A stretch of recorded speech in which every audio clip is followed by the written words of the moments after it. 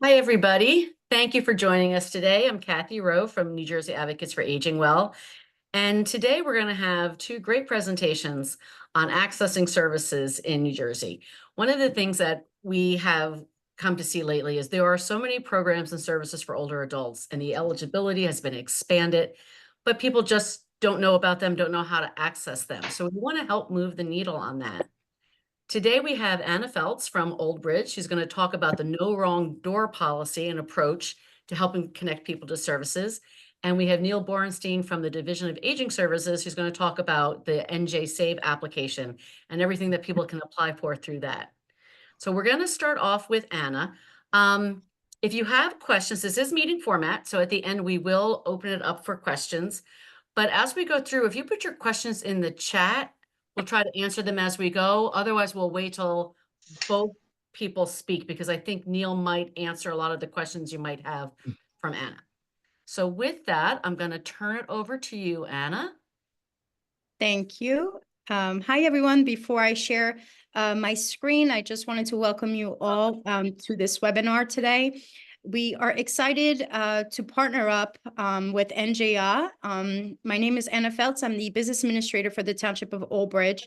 I started my career in Old Bridge in their senior center, working my way up to managing the senior center. In recent years, especially during the pandemic, I really took on a big role, big advocate for senior centers, as well as senior programming through Parks and Recreation. To that end, I am a chair, or we're switching the names around of our sections, of the active adults section for NJRPA. And we're excited to actually have our president of NJRPA on today, Like I said, Chris Myers. Sorry, it sounds like somebody has their... I got it muted. Yep, thank you. So Chris Myers, who is our president of NJRPA, is on today to support us. Parks and Recreation has become a very big supporter of older adults, whether it's through their senior centers that they run, or if they don't have senior centers, it's through the senior programming. And when I spoke with Chris regarding doing a presentation on social services and access to those services, even in the Parks and Recreation level, he was absolutely on board with this. So we are excited to do this in partnership with NJR. All right, so I'm going to share my presentation. Now, all these slides and everything that you will see today, we can share with you via an email afterwards. So don't worry about taking too many notes. I'm not going to read every single slide. It's going to be a lot of words, but it may end up being helpful. And I just wanted to kind of have a little bit of a visual for everybody. So today we're going to discuss the no wrong door policy that we've taken on here in Old Bridge that stems from the ACL's no wrong door policy. We'll get to that a little bit. The first conversation that we should have is, what is a senior center? And I think that over the years, and especially from the pandemic, the definition of a senior center has changed. Is a senior center a program? Is it a building? There are very, very different definitions of it, but senior centers have become very widely used to service older Americans throughout the nation, throughout New Jersey. And in order for us senior centers to be able to provide the programs and services that they do, there's a lot of partnerships that are made throughout the community, at the state level, the national level, etc. The passcode is 23. We have learned that senior centers, especially, again, and I hate to keep bringing up the pandemic, but you know, we have to find a little bit of a silver lining, right, from those couple of years, that senior centers and senior programs play a very vital role. The services that they offer can include meal and nutrition programs, information and assistance, health, wellness, and fitness programs, transportation services, public benefit counseling, and I'm going to go back to that one in a second, social and recreational activities, as well as educational and art programs. So as you can see, senior centers do a lot, okay? But senior centers do come in various sizes. They all look very different, but the variety of programs they offer kind of fall in the same range. recently, I've had a few senior centers that have reached out to me, and I've had a few Parks and Recreation Department reach out to me on how to better service their seniors. They're getting members and participants coming to their centers asking for, hey, how do I apply for food assistance? Or how do I apply for, housing assistance or different programs? Now, the majority of senior centers, and unfortunately, and the majority of our Parks and Recreation departments do not have social workers on site to really be able to have people go to them and do this for them. But we can equip our staffs with the information and the tools and the resources to get those individuals to those services. As I mentioned, senior centers come in all various sizes and all look very differently. We have municipal and county-run senior centers. We have not-for-profit senior centers. We have also Parks and Recreation departments who have senior programs or older adult programming. They're maybe not as structured as a traditional senior center would be, but they are starting to trend that recreation is not strictly for young children and things like that. There's an increase now in providing recreation and services to older adults in Parks and Recreation departments. To that end, the National Parks and Recreation Association recently did a survey about how we can support older adults through Parks and Recreation. So again, it's not just at the local level, it's the national level is recognizing that. I have been in this field for 10 years. I was part of National Council on Aging, the National Institute of Senior Centers, but only over the last probably 4 or 5 years or so are these Parks and Recreation associations noticing that older adults have a part in their community and have a part in Parks and Recreation. So they've expanded their services, and they, as I mentioned, recently did a survey that it's a whole report, which is excellent report. And if anybody would like it, I could share it with you, or you could just go on the NRPA website. It's free. You don't have to be a member of that association to get access to it. But there's a lot of really great information on how your Parks and Recreation departments can provide better services to older adults. So now and I'm sorry if I'm rushing, because I do want to give our other speaker a chance for plenty of time for him to speak as well and for questions. But I wanted to get to why we are here today, which is our No Wrong Door. So it's transforming the way that people access services in their community. When last year we were kind of restructuring our Parks and Recreation department, when I became the manager of the senior center 5 years ago, I started this approach in the senior center. We did not want somebody to come to our building and ask us a question and say, no, you didn't come to the right place. You got to go somewhere else. We also don't like to just say no to people. We try to provide them the information and the guidance. And one of the things that I mentioned with my co-presenters today, before we started this webinar, is people are looking for information at the local level. And for older adults, that could be for various reasons. Number one, they may not have the mobility or the transportation to get to the county for services, or maybe to the state for those services. And one of the other things that we have seen a lot, and especially during the pandemic when you had to register for your COVID shot online and all those things, is there's still a good amount of older adults that don't have access to technology. And some it's because their lack of knowledge, but also we have what we've trended calling is digital deserts. People that don't have the income to have internet and access to the internet to be able to access these services. So us in a senior center, even in a Parks and Recreation department, can be that gateway for those people to get that information. So the No Wrong Door policy, as I mentioned, stems from the Administration for Community Living's No Wrong Door system of providing a centralized gateway to social and community services and programs to address the needs of all its residents. So I kind of took their motto and I applied it here in Old Bridge to kind of be like, okay, regardless of where they go, they didn't go to the wrong door. We're going to get them to those services. We're going to get them to that resource or wherever it is that they need to get to. And I believe that providing senior center and Parks and Recreation staff with the basic tools and resources is going to ensure that there are no wrong doors in any of our communities. And again, You don't need to have a social work background. You don't need to be anything like that. You just need to have the resources on hand and educate your staff on where to get the information and where to get the resources to be able to guide that person to the right door. This is just a little bit more about this. I'm actually going to skip this slide because I'm going to talk more about it on the next one. So we're talking about the road to resources and services. So if you notice on this little graph, this little graphic, we are at the local level. So that's our senior centers, our parks and recreation departments. Some towns do have social services departments or divisions as well. So that's where the resident is going to go first, 95% of the time. They're going to go to those places they're familiar with. They're going to go to the places they can get to, maybe because of transportation issues. So they'll start with us.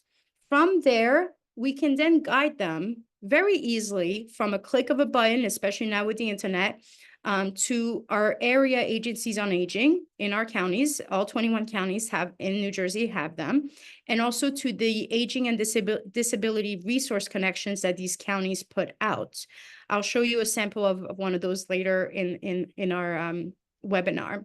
So that's your next step. And then from there, most of the times, at the county level, they can help them out. But if not, we can also provide them to the state level assistance. So depending on what it is that they need, we have the state level information on hand. So through the Division of Aging Services, they put out an amazing program guide that has all different resources of how people can get access to certain services. They have their ADRC, SHIP counseling, APS, NJ Save, which Neil is going to be talking about shortly, and also organizations like NJR. And my goal is to also have NJRPA part of this group in the near future, where they can also go there and find information and resources to assist them. And then if needed, we can also guide to the federal level through the ACL and COA and NRPA. But most of the stuff at the federal level gets trickled down to the state and county levels. So that would be like a very last resort. So talking about some of the important state links, and then to lead us into Neil's portion of our conversation today, on the Division of Aging Services at the state level, there are a lot of different important links. Like I said, they have an amazing program guide with a lot of references and resources, but three of the ones that kind of I highlighted today, and that we'll talk also on a fourth one, is NJ Helps, which is a site that's going to help see if a person is eligible for food assistance, cash assistance, and health insurance. And from that site, they can apply for services or learn about additional resources. Now, again, I'm not suggesting that the people in your offices or your senior centers or your rec departments do that work, but getting the link and getting that information to that person, a lot of the times what we'll do is we'll actually print out the website for them. Or if we have a copy of the New Jersey, the program guide that they have, or the county ADRC, we always have extra copies and we will physically give that to them. Because most of the time, that person is going to go to a family member to assist them with the next step. But at least they got to the door of where they need to go for whatever it is that they need. Another program is NJ Family Care, which is a federal and state funded health insurance program to help qualified New Jersey residents of any age access affordable insurance. It's for those who do not have employer insurance. So that might not necessarily be guided towards older adults, but that's something that's very useful. And then also the New Jersey Housing Resource Center, which I know for senior centers, for senior residents, that's a big thing. We're seeing rents are going up and the demand for low-income housing is increasing, but people don't know where they can go and look for these affordable housing units. So that's another great resource. So then the one that we are going to talk a little bit more in depth about is NJ Save, which Neil from the state is here on this call with us today. It's an online application to help low-income older adults and individuals with disability save money on Medicare premiums, prescription costs, and other living expenses. So Neil's going to be talking a little bit more about that. But before I send it over to him. I once again want to remind you that this is not for us to become the social worker. This is for us to guide the person to the right door. Unfortunately, I as much as I would love to be able to help everyone, I know that I can't.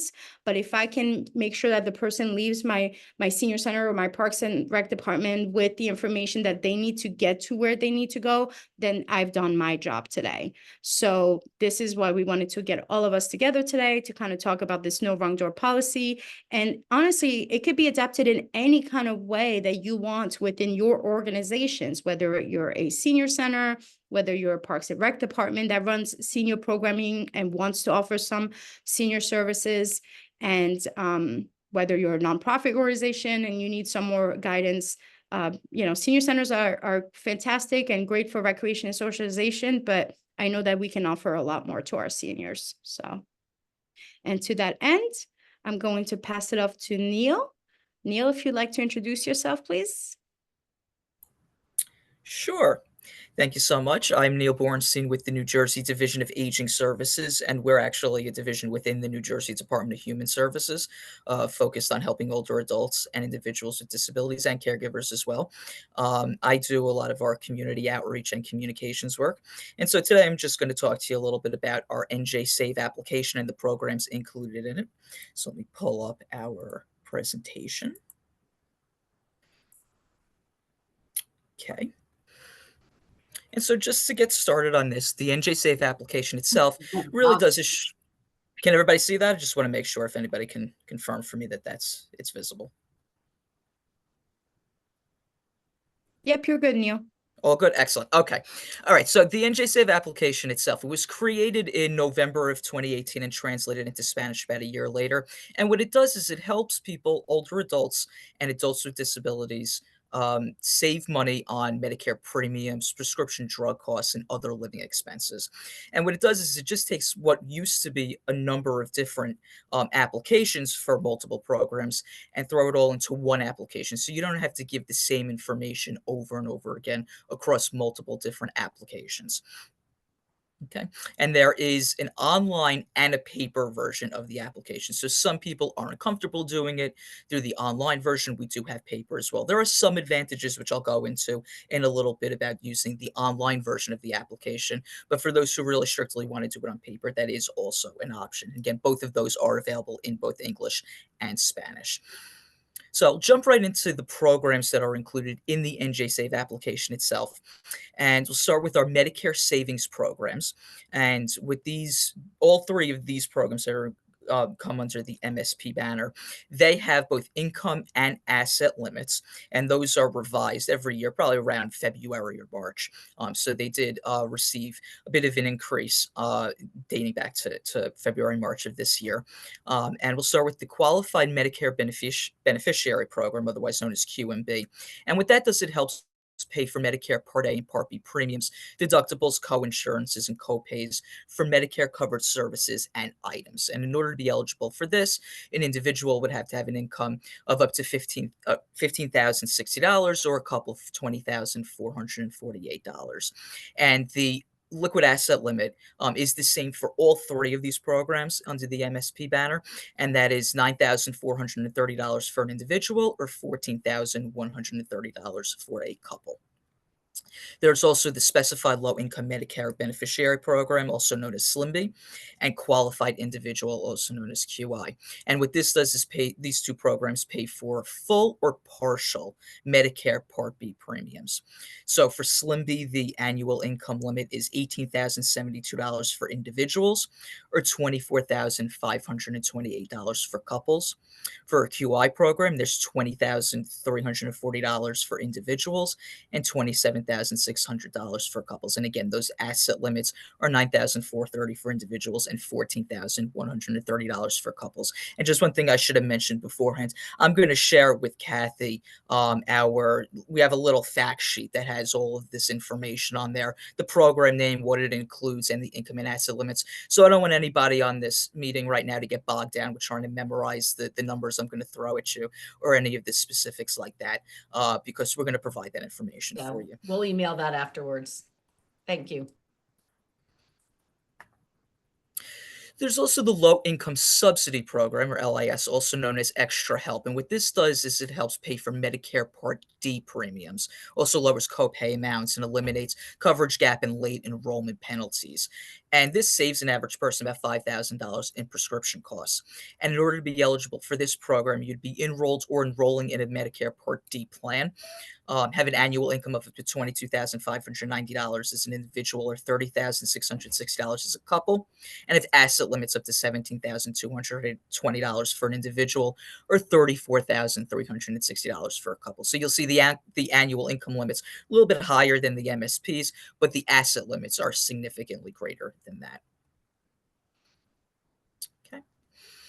Now, another prescription assistance program, one of the ones that we're probably most well known for, is our Pharmaceutical Assistance to the Aged and Disabled program, also known as PAD.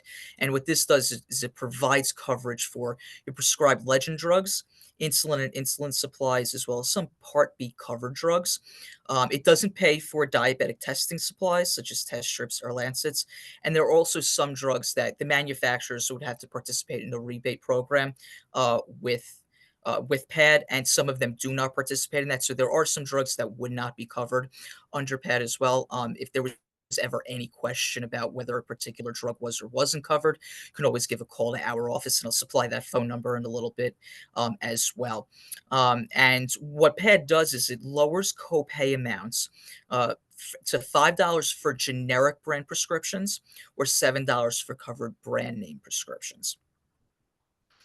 It will also cover Part D premium costs for certain plans. Those $5 or $7 copay amounts remain intact during the plan deductible period, as well as the coverage gap. And late enrollment penalties for certain Part D plans are also covered by the PAD program.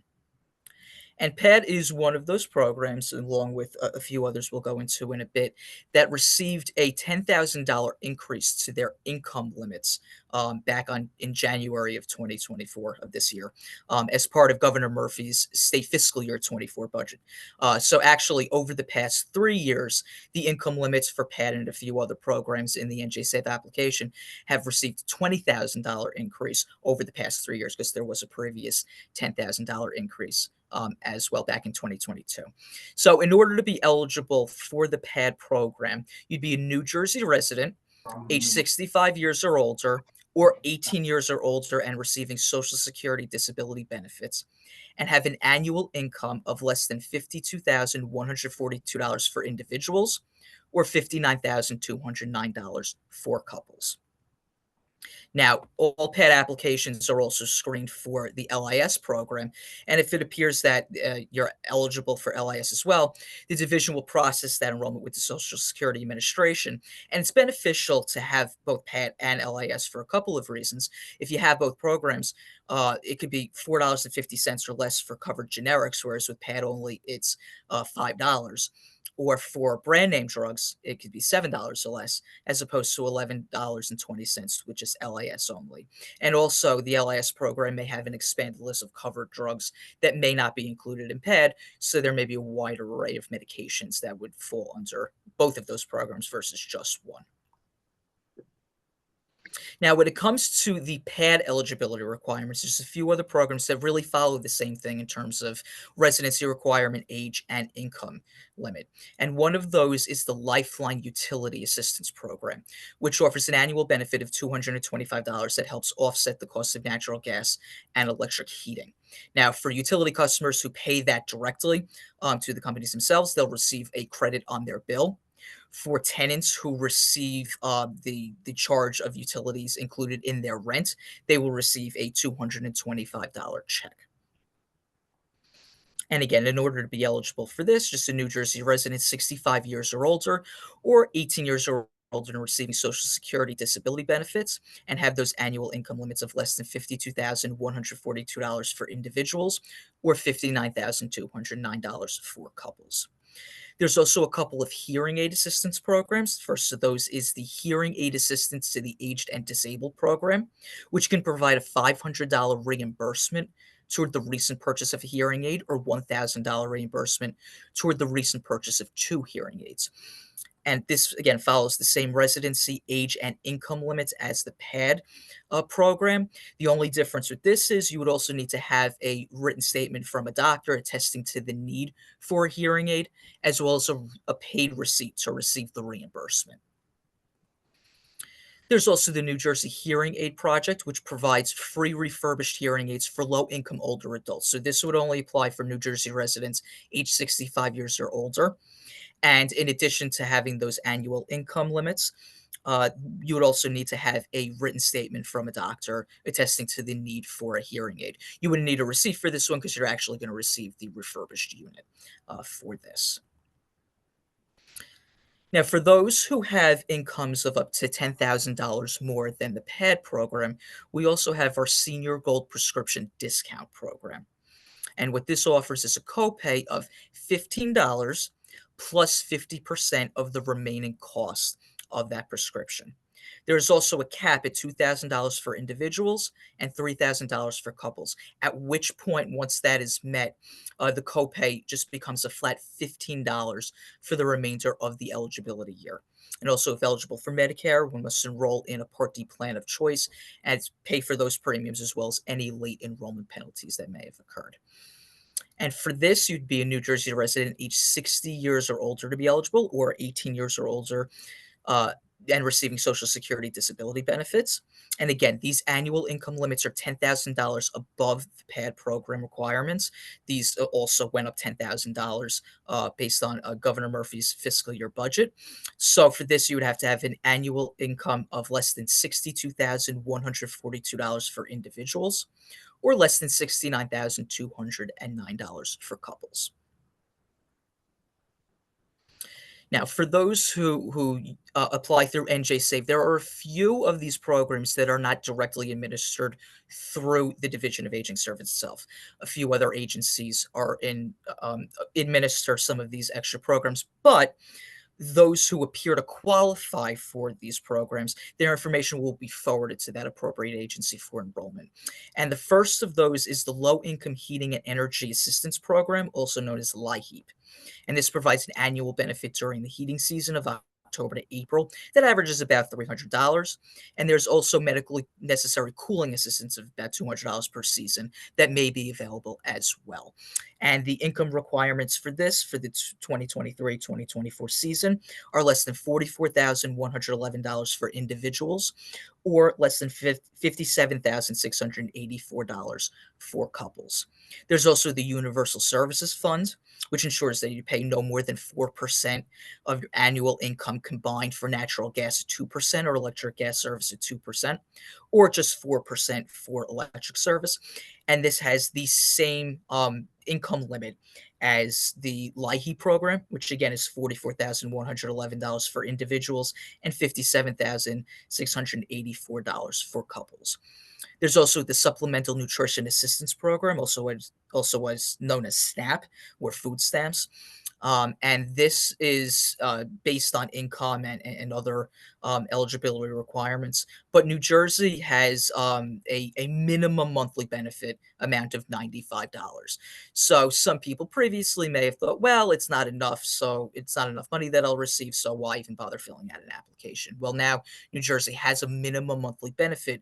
So for any amount that you might be eligible for, even the federal minimum, whatever amount is if it's lower than $95, New Jersey will add a supplemental amount at the same time to ensure that you receive no less than $95 per month. So again, how to apply? Well, we offer, again, the online version of the application or the paper version of the application. So in order to get to the online version of the application, you visit our website at aging.nj.gov, and you'll see our NJ Save logo right on there. And you can go ahead and click on that, and there will be a little button there to apply online. But also on that NJ Save page, you'll see a bunch of information with links about the different programs themselves and some instructions on there as well, a video tutorial as well as a paper instruction on how to actually go through the application itself in case anybody runs into a little bit of an issue, although there are other avenues to explore to get help as well. If anybody had they had their cell phone on them, they can take a picture of that QR code as well. In order to get a paper copy of the application, you can download one from the website at aging.nj.gov. Give us a call at 1-800-792-9745. That's also the number to call with any questions about the application. Or ask for one at a local pharmacy, a senior center, or a county AAA. And again, these are both available in English and Spanish. Now, for those who are comfortable filling out an application online, there are a few benefits to that. One of those being you can create an account and come back later to it. Obviously, with a paper application, you don't have to fill it out in one shot, but that holds true for the online application as well. So you can create an account, get with your email and password, and then you can do it at your own pace. If you only want to spend 15 minutes on it right now, you can go ahead and pick up later by just entering your email and password on the site. You can pick right back off. Neil, You can I will, just stop you for a minute? sure. The slide, it's like the two slides have blended together. Have they? Is that a little better? That's better. Thank you. Perfect. Okay. In addition to being able to create an account, you'll get immediate confirmation that your application was submitted. So if you just fill out a paper application, not only is it going to take a little bit extra time because it has to go through the mail and get to us, but in addition to that, you may have to give us a call if you're interested in finding out what the status of the application is, if it was received. But if you do it online, you'll get an email confirmation that it has been submitted. In addition to that, you can upload your documents electronically, which will be used for eligibility determinations. So your proof of residence, bank statements, things like that, you'll need to supply. If you submit a paper application, you'll be supplying those via paper format. But if you do that online, you can also just upload those electronically. As I said before, there's a video tutorial and print instructions that can take you through each step of the application process. And just because you do the application online, that doesn't mean you can't receive assistance from somebody else. Family members, friends, social workers can also help. So approximately a third of online applications are actually submitted with the assistance of somebody else. Okay, so how can you get help completing an NJ-SAVE application if you need it? Well, of course, again, family members, friends, social workers, but there are also other agencies as well. You can give us a call at the Division of Aging Services at 1-800-792-9745, and we have a hotline set up that we can go ahead and provide assistance. You give a call to your county office on aging, which you can find a list of those on our website, but also just give a call to the main number at 1-877-222-3737, or receive assistance from a SHIP counselor from the State Health Insurance Assistance Program. They can be reached at 1-800-792-8820. Okay. And with that, those really covers all the programs within the NJ-SAVE application. I guess we can turn it over to any questions.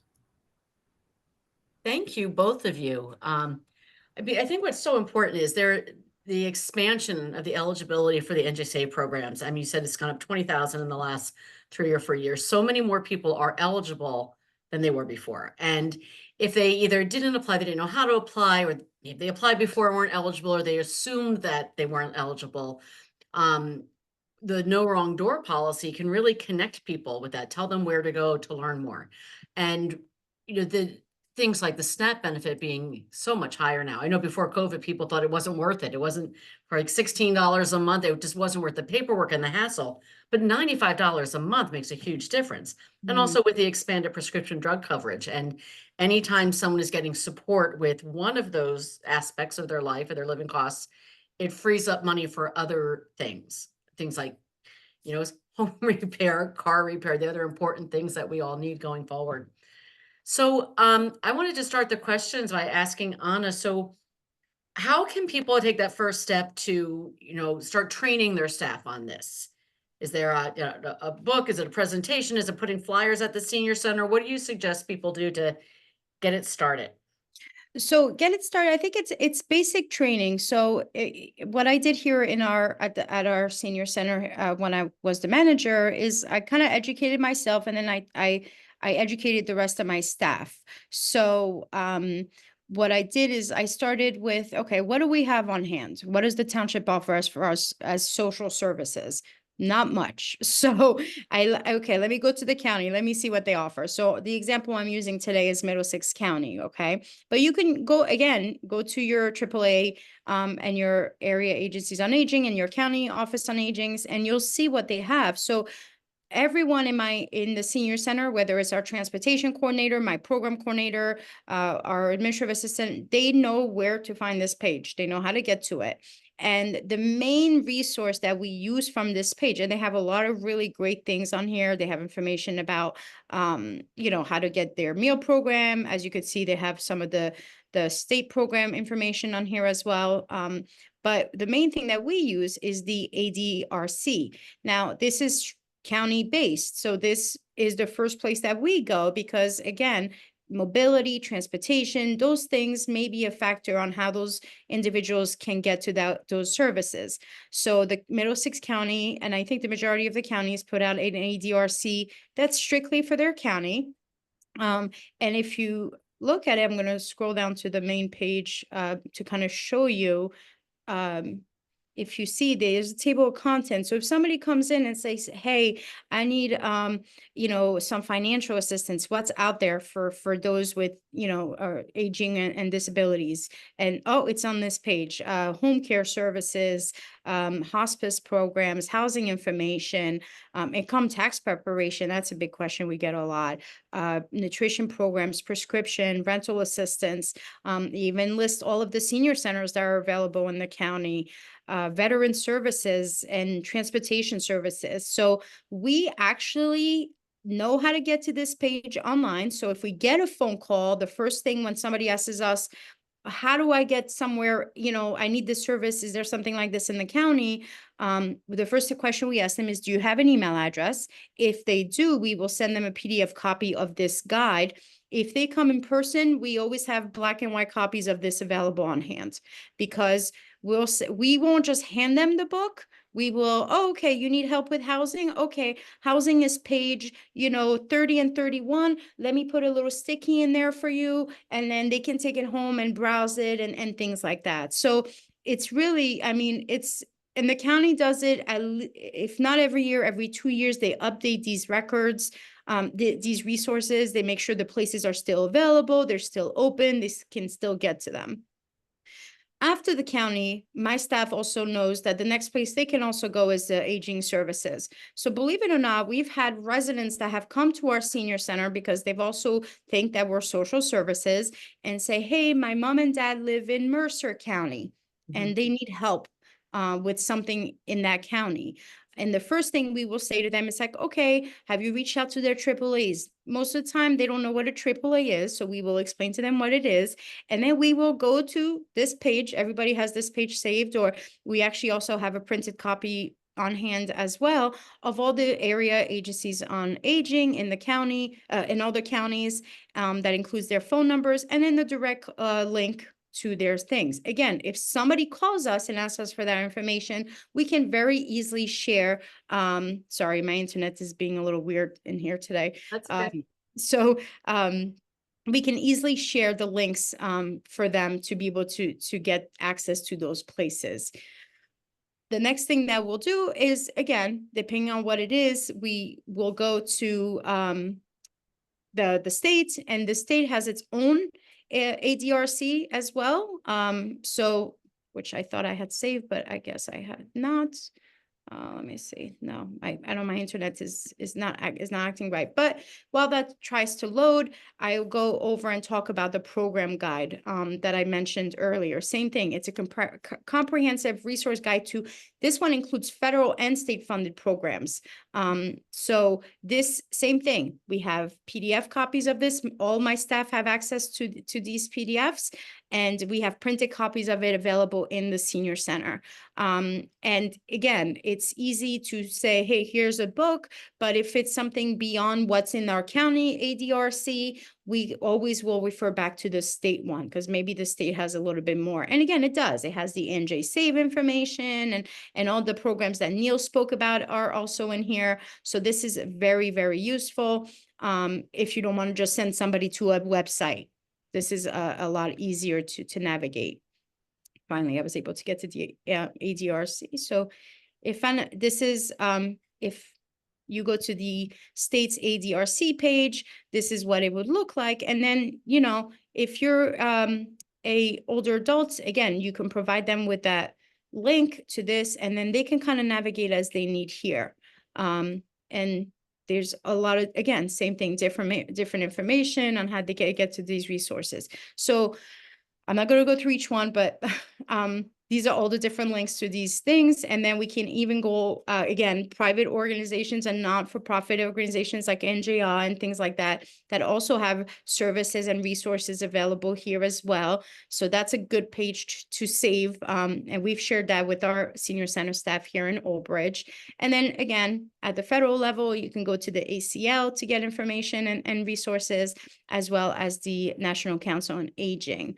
And then even now, NRPA, like I said, has gotten very involved in the health and well-being of older adults through Parks and Recreation. So we're excited to see that also in that field. So again, no social work experience required, basic training to your staff. We do once a month in service days here in Old Bridge in our senior center, and kind of like the way schools have them, right, with teachers. And we spent a few years ago, I spent an entire day and we went through each of these things. We printed copies. Our front desk receptionist always has copies at the front desk. She knows how to get to these links very easily. And that's just a basic in-house training you can do. Again, you don't need to have necessarily the education, the background, and things like that. I know some of my staff have gone as far as even assisting some of our residents with filling out some of these basic applications. The ones that are very easy, because we don't have a lot of staff and we have a lot of people in our senior center. So we unfortunately don't have the time to sit one-on-one and help them fill it out. But when we know that there's this case where they may not have a relative or a friend to help them do this online and things like that, we'll try to set up a separate appointment, and one of our staff members will assist them with the application process. So this is something that I think can be duplicated anywhere. Very basic training. I would be happy to speak with anyone if anybody wants to share this stuff with their staff. Like I said, we can share all of these links with you after the presentation today. But I'd be more than happy to share, what has worked with us here in Old Bridge. Thank you. That was a great question, Kathy. Thank you. So any other questions? I think that Anna just answered just about everything. Sorry. People have questions for either Anna or Neil? Looking to see if there's any hands up. Guess we were so thorough. We answered everything. Okay. Well, again, it is so important to help get the word out that so many of these programs have been expanded, much higher income levels. Neil, do you have an idea of how many more people are eligible now than were before COVID? I mean, the eligibility level. It's significant. I don't really have an exact number, but it is definitely a lot more that have gone up. Yeah. This must be thousands of people who are now eligible. So it is important to get that information out. And then when people do ask, to be able to point them in the right direction. And with the NJ Save application, it's streamlined. It's much easier. People don't have to do, a separate application for every single program. So if there are no other questions, we will close out. I want to thank you both for presenting today. I'm going to send everybody a link to the recording, the slides, and we'll put some other links in there too, so you can have it handy. We will be in touch soon with our next one. Oh, wait, we do have a question now. Howard is asking, that you did an excellent job. Thank you. Oh, thank you. From our volunteers, Senior Medicare Patrol. I know Senior Medicare Patrol well. All right. So thank you, everybody, for joining us today, and we will be back in touch with you soon.